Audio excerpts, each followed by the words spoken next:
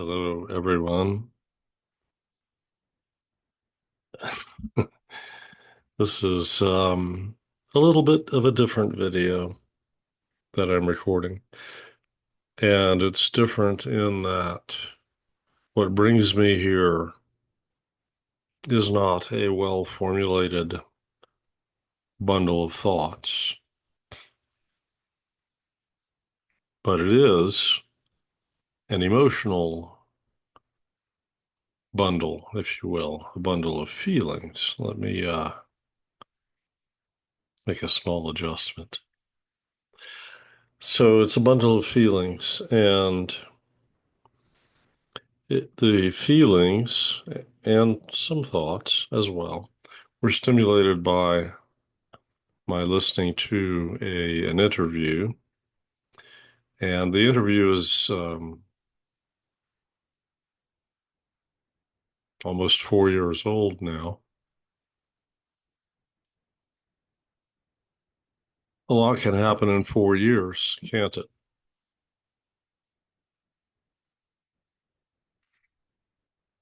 I have been reflecting lately on things that have happened in my own life over the past few years, where I am now versus where I was then in early 2021 or early 2020. I arrived in my current default location in February 2020, just before COVID lockdowns started. And I've been here since, except for a trip to Texas and Florida that occurred at the end of 2021 and the beginning of 2022.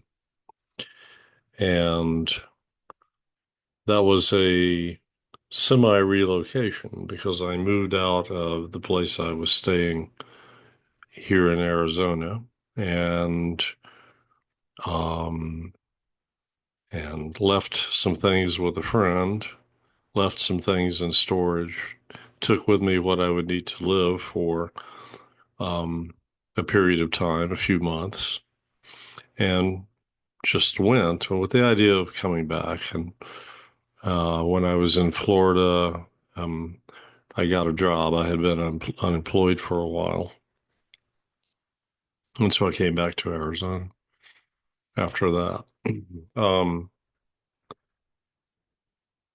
and for the moment, this is where I remain. I will probably be moving again in the future. I can foresee that happening. But I don't want to talk too much about that, and I don't really want to talk about my life much in this video. That's not the purpose. So my purpose, I guess, in making this video is to say that the interview that I watched, which I will post a link to faithfully in the description, was very moving to me, very, very emotional. And there's nothing wrong with that. Depending on the emotions, um, I guess what really matters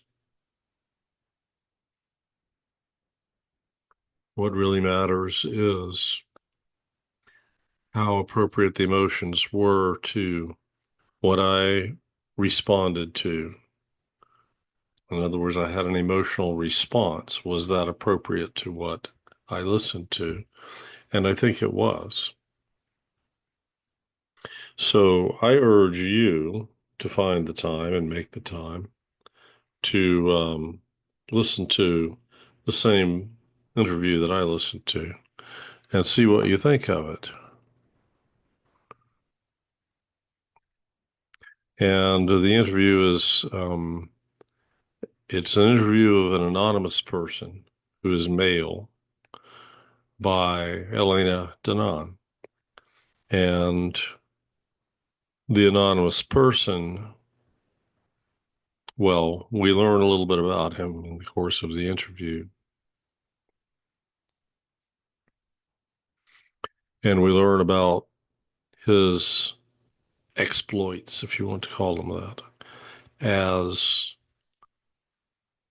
a person with psychic abilities and shamanic skills, I would say.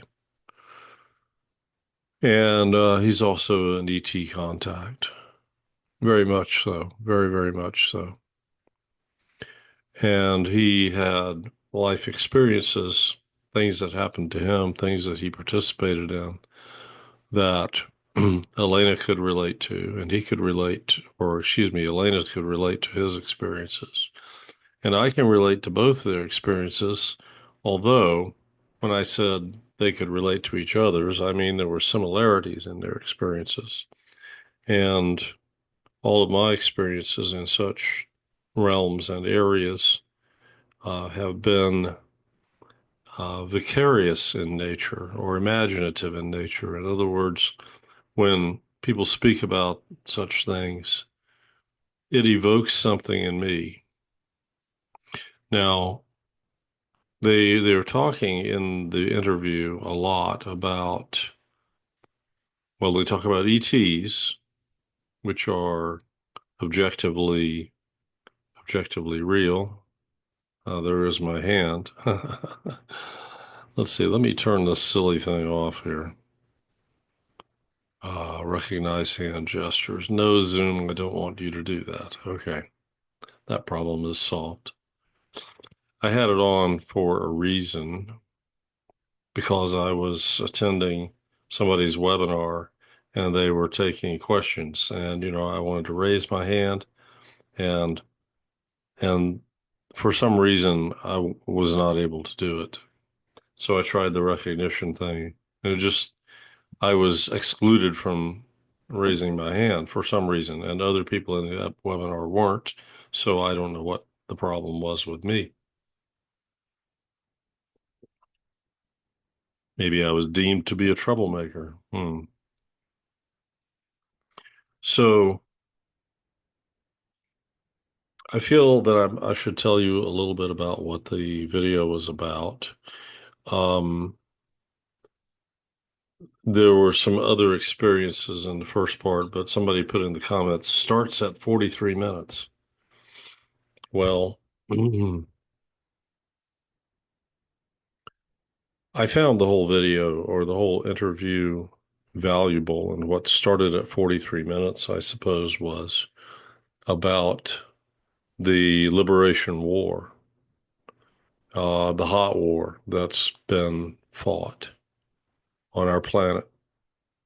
And we weren't aware of it. We who lived on the surface, we had our problems as described by the news media and on social media, and we didn't realize what was going on beneath our feet. So the subject was deep underground military bases. Well, I should say that was part of the context. It wasn't really the subject. The subject was the war and dimensions of the war that we might not have thought of. It has been mentioned that Earth military forces and in some cases ET military forces were fighting down there to basically root out the Sikaar and the Debu, the reptilians and the Greys that were well established down there, and to break up the activities that were going on, which involved hybridization, genetic experiments involving humans and ETs, and a lot of other things. But the interviewee, who, as I said, was anonymous, but he was referred to as Starchild. So he could be characterized as a star seed. I mean, it was clear that, to me, it seemed clear that he was and is. At least I presume he still is. I think this was a one-off interview. And so is Elena still in touch with him? I don't know. But he was describing his participation as a person who was and is sensitive to such things as the consciousness of the living planet, Gaia, and the grids, the energy grids of the Earth, which sometimes are called ley lines. He never used that expression in the interview that I heard, but and also his ability to project his consciousness into the Earth and to other places on Earth. So you could call that remote viewing, remote influencing, um, a degree almost of bilocation in terms of the way he described things, and an ability to see things on an energetic level. Similar to, if you've ever read Carlos Castaneda's books, some of his descriptions of being able to see lines of energy running across the land. Well, I won't spoil the interview, right? You should watch it. You should listen to it. I mean, there's not much to watch because you don't get to see the gentleman's face, the interviewee. You can watch Elena, and she shows certain photographs and things at times that are relevant to the discussion. Anyway, um, so there's this war that has been fought. The correlation between major operations underground and earthquakes is quite interesting.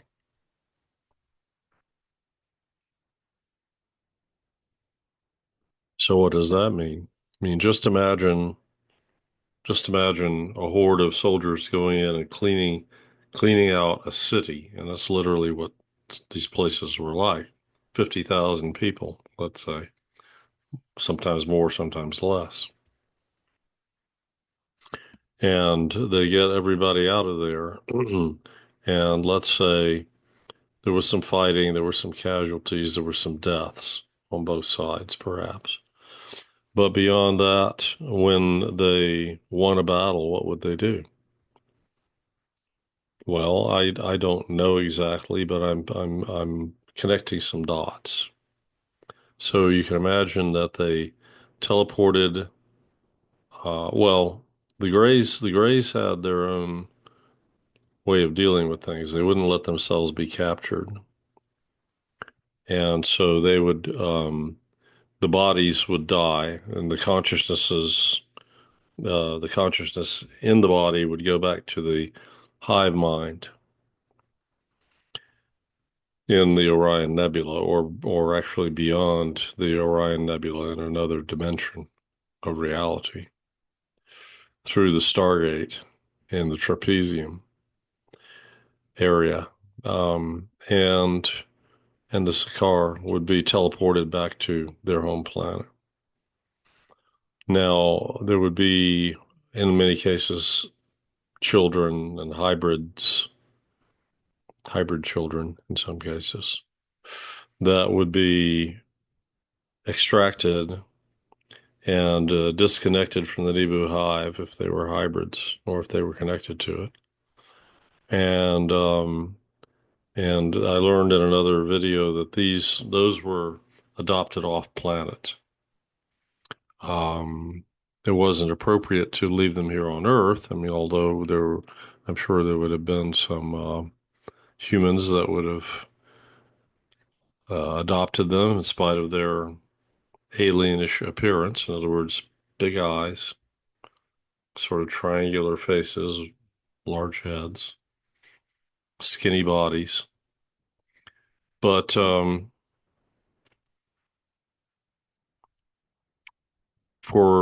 many of them, for those that were rescued, um, there was a happy ending. Some could not be rescued, and I don't know what happened to them. I presume they died in one way or another. But anyway, getting back to or they were perhaps secreted away, taken off planet by the bad guys before they could be rescued. But in any case, at some point there would be an setting off of explosives. I think that's what caused the earthquakes. So where our friend, the Starchild, would go and participate in a psychic, shamanic way, or even perhaps physically by bilocation in battles underground. Um, and then he would say, well, that the battle was over. And then there was an earthquake.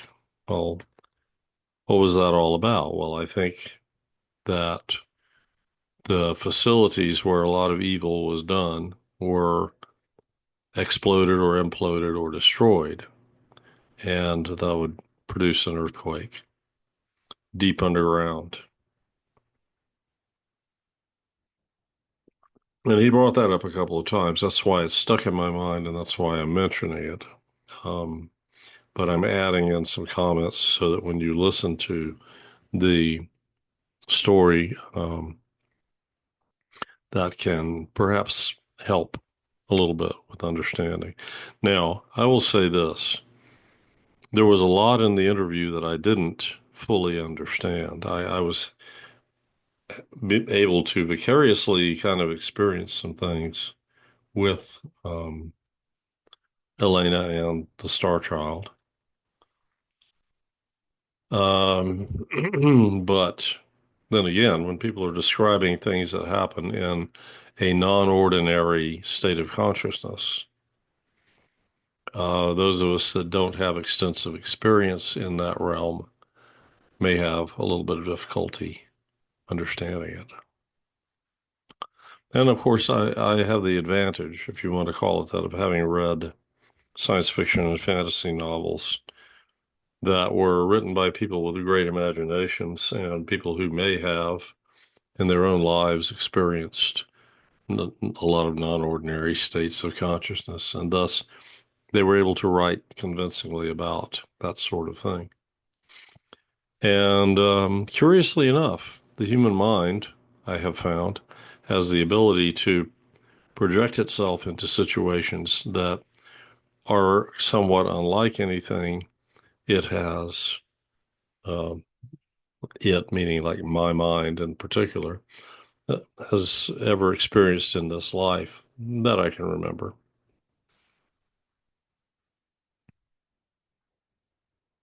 So, where are we now? What is to be said? Well, I think my takeaways from the interview were I will do well to work on myself to develop my psychic powers. And I recently took a remote viewing class to start down that path and then found myself in a situation where I have to give my attention to other things.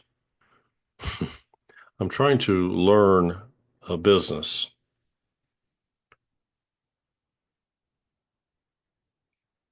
This is not a business. This is a hobby, this YouTube channel. It could become a business someday. Who knows? It's an expression of a passion. And my passion, you might say, is exopolitics, but my passion is also consciousness development. And my passion is truth and liberation. And my passion is helping people to maintain sanity. I'm going to read you something which I noted. This was in another video. It was Michael Sala, Dr. Michael Sala's recent interview with George Kavasilis. And George Kavasilis said something. that I want to quote. So my friend quoted it back to me. I'm going to read it from his email. Um, nope, not that one. Oh, well, maybe wrong friend. Yeah, everybody that doesn't look inward will be driven mad. And looking inward means developing one's connections. We have that lovely mitakuye oyasin. That's the way I pronounce it. I don't know if that's correct, but it means it's referring to all my relations. It comes from the indigenous Americans and maybe the Sioux. I think that's Lakota Sioux language. But at any rate, it's simply saying we, we live inside our heads, we live inside our bodies, and we think of ourselves as isolated beings. And I get lonely, frankly, at times. I got a call from a friend today that was pleasant. Thank you, John, one of the many Johns. um, One of the Johns called me today. Anyway, and I was in touch with others as well. So, um, everybody that doesn't look inward will be driven mad. Well, and that was in the context. I'm bringing in a different video here, but that's okay because they're related. Everything is related, right? Um, so changes are happening. Changes are going to happen. Changes are going to happen very rapidly.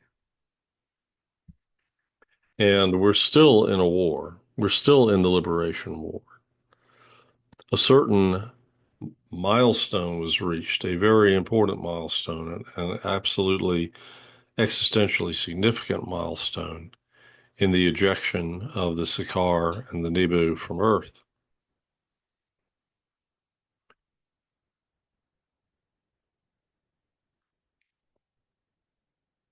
But there's cleanup work left to do. There are still some psychopathic people here on Earth that we have to deal with. And, well, within the next few days, we're going to have a disclosure event, evidently. Um, More than one disclosure event, quite possibly. Dr. Stephen Greer is talking about certain people that are going to come forward and testify about what they've seen and done. And you should go check out his podcast, his new podcast, where he's saying he's going to keep talking on a weekly basis to make sure that the proper context is provided and maintained for the revelations that are to be coming out.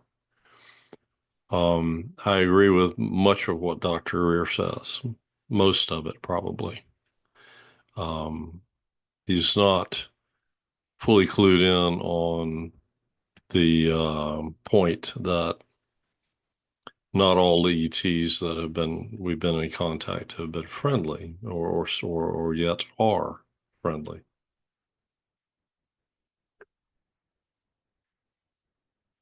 And he doesn't take into account, evidently, the experiences of contactees with benevolent extraterrestrials such as Alex Collier, an Andromedan contactee, Elena Danaan, a Galactic Federation of Worlds contactee, Anunnaki contactee, and Egoroth contactee. And, she's met people of many species, many ET species. So she's had a broad spectrum of contact. And then there are people like James Gilliland, Peter Michael Slattery, who have had contacts with many, many different types of ETs because they live in places that are apparently energy centers of the Earth that attract a lot of ET visitation.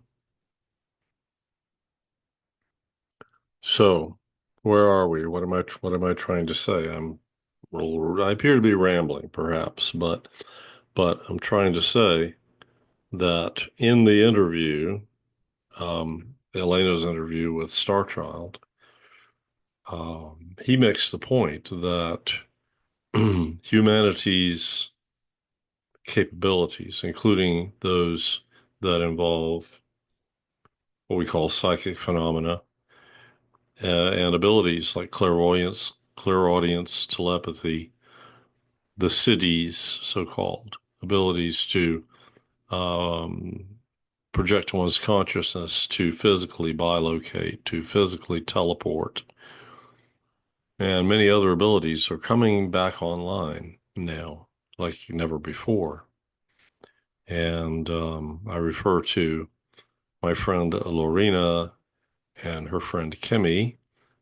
Um, well, that's another video. I guess I'll have to put in the description, but they had a discussion about telepathy and the telepathy tapes recently, which I listened to and benefited greatly from.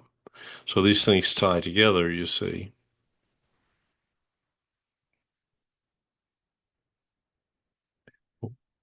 And certain things, like just the word telepathy, get mentioned in various contexts. Two very different contexts, two very different conversations. But, I suggest we not focus on so much on the fact that this group of people, let's say there's two people over here, and then there's two over here. You have two conversations involving two people.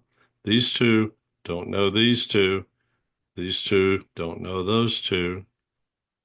I know both of them to an extent and in a way, right? But so my role within my own psyche is connecting the dots between what these people say and what these people say. And I love and respect and admire both groups, both pairs, let's say. And I'm not looking at how they might disagree and how they might see things through different lenses and different perspectives. I'm looking at the agreement. I'm looking at the unity, the all oneness, right? Which is the context for individual perspectives.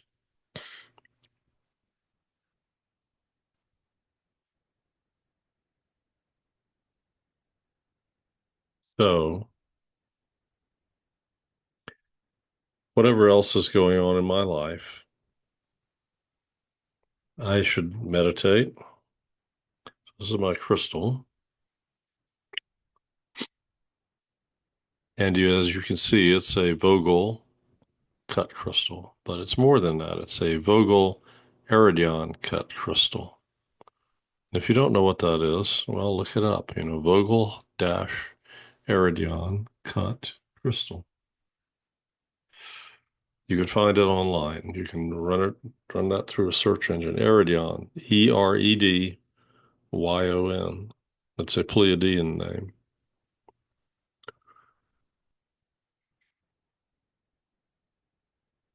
So I would invite you, in conclusion, because I could talk on and on and on, but there's no point.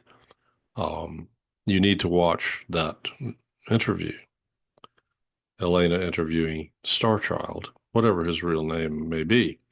And somebody said in the comments on the video, I want to contact Starchild. Well, I want to contact Starchild too. I feel that I could sit with him in nature uh, or indoors if the weather's inclement outside, and we could have a nice long conversation. Maybe spend a day together. And I would like to tap his mind and learn from him. And I would like to, well, develop myself. Um, I guess I always wondered about psychic phenomena, even when I first heard about such things. I said, that doesn't happen to me. I wonder why not. Why are some people blessed? Well, yeah, I guess you could call it a blessing, but anyway, why are some people endowed with these abilities and I'm not? And of course, once upon a time, there was controversy, and there still is, but there's no scientific basis for it anymore. Read Dean Radin's book, Real Magic, or he has other books as well, or listen to his interviews with Dean Radin. He's a scientist, right? Studies paranormal phenomena. It's well established that these things exist. Magic is real, to sort of put it in the rather blunt terms that Dr. Radin uses. So, question becomes, am I a magician? Well, I have made many valiant attempts to do magic. And really and truly, if anybody who prays is doing magic, that's a form of magic. Now, I know the church has said you must do only the kind of magic that we prescribe. And even the Bible takes that approach. And like magic, although they don't call it that, right? But prayer and religious rituals are okay as long as they're focused on the right deities and done in the prescribed way. But anything else is evil and of the devil. Yeah, that's the story. Well, there is magic that's evil and of the devil, if you want to call it that, right? So there's magic done with ill intent, dark magic. There's been quite a lot of that on the earth, but white magic, magic done with loving intent toward others and toward the planet, or if necessary, it could be magic done to, I guess you could say, cause harm, even to cause death. If that's justified, if there's a need for it, I don't think there's necessarily anything wrong with it. In other words, if it's turned against those who are causing harm and apparently getting away with it. If the systems that we've put in place to deal with miscreants are not working because the people who are supposed to be enforcing the law are criminals and psychopaths and evil people, when things get to that point of corruption, um, I think,